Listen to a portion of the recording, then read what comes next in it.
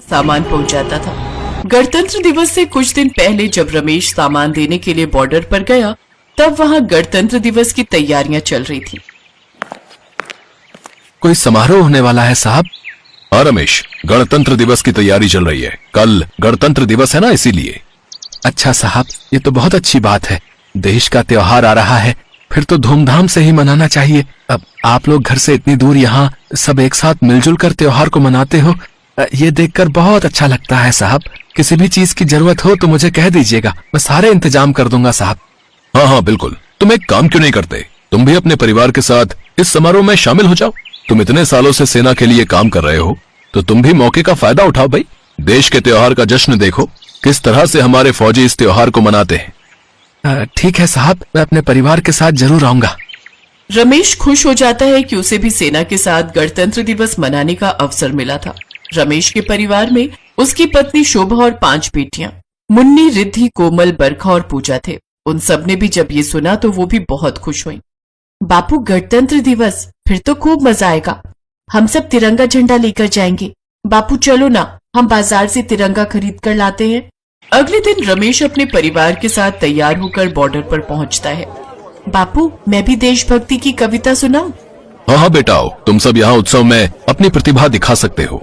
देशभक्ति से जुड़ी कविता, कहानी, गीत कुछ भी यहाँ प्रस्तुत कर सकते हो।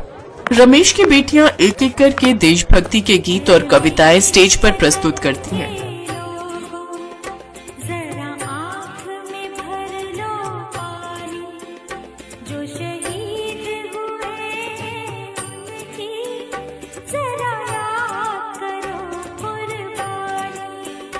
रमेश, तुम्हारी बेटियां बहुत होनहार हैं। सचमुच इन्हें देशभक्ति की कितनी सुंदर कविताएं आती हैं। तुमने अपनी बेटियों को बहुत अच्छे संस्कार दिए हैं रमेश। शुक्रिया साहब। इसके बाद रमेश की 5 बेटियां वहां लगी कुर्सियों पर बैठ जाती हैं। दीदी चलो ना, हम वहां पर घूम कर आते हैं। ठीक है, यहाँ सब लोग व्यस्त हैं, हम वहाँ घूमने चलते हैं। रमेश की 5 बेटियां घूमती हुई समारोह के लिए लगे टेंट के पीछे चली जाती हैं। तभी बरखा मुन्नी से बोली, दीदी मुझे तो बहुत जोरों का बाथरूम आ रहा है, यहाँ कहीं दिखाई नहीं दे रहा। हो सकता है वहाँ हो, चलो हम चलते हैं, वहाँ शायद पीछे बना हुआ हो। 5 बहनें टेंट से थोड़ा दूर निकल जाती हैं, पर उन्हें कहीं भी बाथरूम नजर नहीं आ रहा था। अचानक उनकी नजर 2 लड़कों पर पड़ती है जो कुछ बम विस्फोट की बातें कर रहे थे। जल्दी कर जल्दी, हमें जो काम सौंपा गया है उसको पूरा करके हमें वापस लौटना है। अब ये बम यहीं फिट कर दे और चल यहाँ से भाग चलते हैं। टाइम पूरा होते ही बम फट जाएगा। दोनों लड़के बम को फिट करके वहाँ से भाग जाते हैं। रमेश की 5 बेटियां घबराई हुई समारोह के बीच में पहुँचती हैं। बापू, बापू वहाँ टेंट के पीछे। क्या हुआ मुन्नी, तुम सब घबराई हुई क्यों हो? बापू वहाँ टेंट के पीछे बम है। क्या बम? मैं अभी इन लोगों को बताता हूँ, रुको। रमेश वहाँ खड़े फौजियों को बम के बारे में बताता है। सभी दौड़कर टेंट के पीछे पहुँचते हैं। हाँ सर, यहाँ बम है, हमें इस बम को जल्दी से जल्दी डिफ्यूज करना होगा, नहीं तो ये फट जाएगा। आप सब इस जगह को खाली कर दो, हमारे जवान इस बम को नष्ट कर देंगे। कुछ देर की मेहनत के बाद बम को डिफ्यूज कर दिया जाता है और सभी की जान बच जाती है। बच्चों, तुम सब बहुत बहादुर हो। आज तुमने बिल्कुल फौजी बेटियों वाला काम किया है।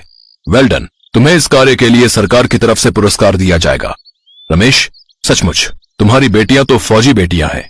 आज इन्होंने भारतीय सेना की जान बचाई है। हम सभी को तुम पर गर्व है बच्चों। उस गणतंत्र दिवस पर सभी बहुत खुश थे, क्योंकि एक बहुत बड़ी अनहोनी होने से रुक गई।